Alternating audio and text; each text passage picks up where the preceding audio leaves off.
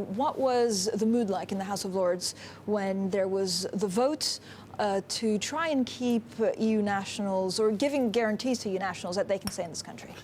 Well, I'd say the mood was unruly. I've never seen the House of Lords so disorderly. It's a lot of noise, a lot of shouting. If Charlie will forgive me, I felt the mood was rather sanctimonious, to be honest, because I don't think the position of EU nationals really is in danger, and there were some quite inappropriate remarks about Ugandan Asians, Huguenot Protestants and so on. The government have made it perfectly clear that they see this as a priority to safeguard the rights of EU nationals, but that this cannot be separated from the rights of British nationals in other EU countries. And although the Prime Minister has made overtures to the EU to try and get this issue sorted out in advance of the negotiations, Mrs. Merkel very firmly said, no, this issue cannot be tackled until the negotiations have actually started, until Article 50 has been triggered. Was this unruly, Lord Falconer, or is it the House of Lords just, you know, I guess, getting control? Well, it was very full, the House of Lords, for the debate, because Brexit issues really engage the House of Lords. There was a strong preponderance of opinion in favour of the amendment. The oddity of the government's position appears to be, well, we're doing it because we want to preserve our negotiating position.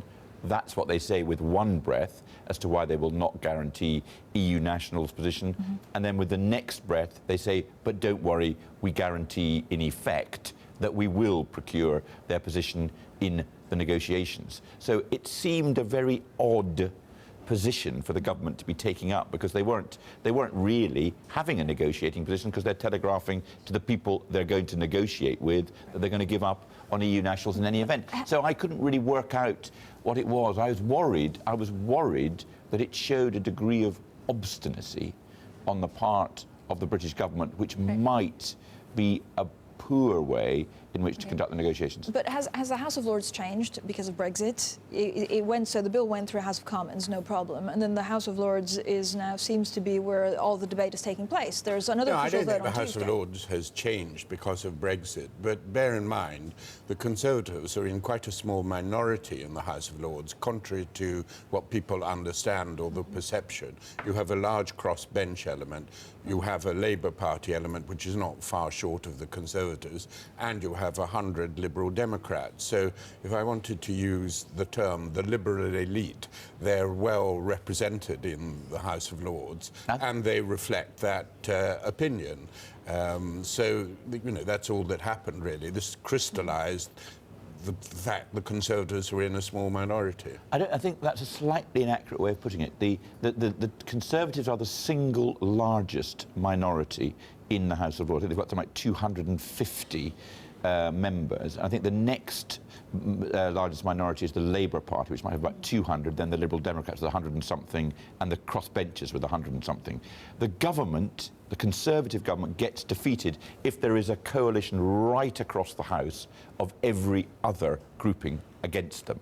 And that's what happened in relation to the EU nationals issue. I think Norman is also very wrong to describe them as, quote, the liberal elite. If I think Norman himself, a leading member of the liberal elite, is inaccurate in trying to do, is doing in a way what the government is trying to do, which is to try to characterise Parliament in relation to the Brexit issues as sort of against the people, and the people and the government being against the liberal elite. And I don't think that is right. Right, so the House of Lords is what, trying to just represent, to safeguard, I guess, to make sure that this country comes out of it in the best possible way. Well, I think a lot of people in the House of Lords' opinion, for the reasons I've given, is massively in favour of Remain, and they are deeply frustrated because they know they can't actually do very much to stop it. But that frustration, I think, boiled out in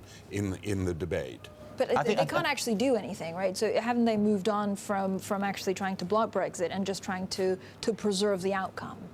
Yeah, but I'm just trying to explain why I think there was so much emotion vested in this particular issue, which, despite what Charlie has said, I think is a bit of a non-issue. I think the government is very keen to resolve this problem, but became conscious that there was also the position of the 800,000 British people overseas, and didn't want just unilaterally to make a gesture and leave itself exposed to the position of British nationals overseas. I mean, Charlie made it sound very complicated, but actually I think people listening to this programme will find it a very simple issue.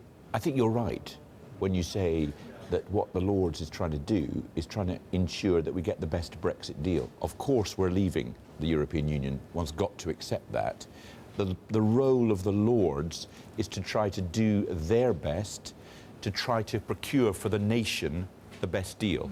This EU national thing is important because, for example, good people are leaving and being treated badly because of our inability to get a guarantee from the government. Lord Lamont, I was speaking to Jim O'Neill yesterday on the programme, who was also in the House of Lords. I know he voted for the guarantee of EU nationals. He was saying that on Tuesday, he's expecting the House of Lords to also either put more amendments or put something in the spanner for Theresa May's, I guess, timeline of when she triggers Article 50.